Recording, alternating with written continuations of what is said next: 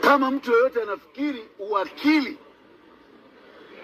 wangu utatumika kama kufuli la kufunga mdomo wangu, achukue vyeti vyote, na nilisema wasichukue tu cha uwakili, hata cha degree walinipa wao, cha form 6 walinipa wao, cha form 4 walinipa wao, cha darasa la 7 walinipa wao, wavichukue wakapambe sebuleni kwao. Mimi kwa sasa uwakili nikivaa pale ndani mahakamani, nikirudi hapa mimi naenda kuliamsha. Ndio maana nimesema Watanganyika msikate tamaa. God is taking the lead. Na njia ya Mungu sio ya binadamu. Hata Farao alifanywa moyo wake kuwa mgumu ili Mungu akajitukuze. Nataka niwaambie, ondoeni shaka. Wengi wanapata mashaka, Mwabukusi akijanganywa, akifanya nini? Mimi nanyang'anywa cheti sio kwa sababu mimi ni muhalifu. Mimi nanyang'anywa cheti kwa sababu nimesimama kwa upande wa haki, upande wa Tanganyika.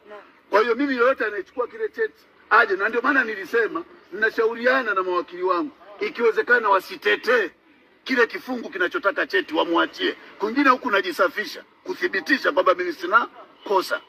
Kwa hiyo sio wao tu, hata polisi kila siku na ripoti polisi. Mimi niambiwa nilete mahakamani kama wanatuhuma dhidi yangu. Kwa sababu mimi kile nilichosema nina uhakika nacho na nina vielelezo digitalize na hard copy ya kila nilichokisema. Kwa hiyo hamna kitu ninachokisema kwa kumsingizia mtu.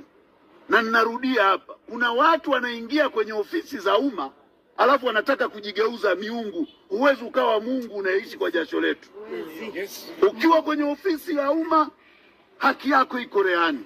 Usipoheshimu sheria, usipoheshimu katiba, usipoheshimu sera za nchi, tutakugonga kwa kadri inavyostahili. Mwizi tutakuita mwizi, mwongo tutakuita mwongo, mzushi tutakuita mzushi, fisadi tutakuita fisadi. Hii sio nchi yenu na sisi sio ng'ombe wao.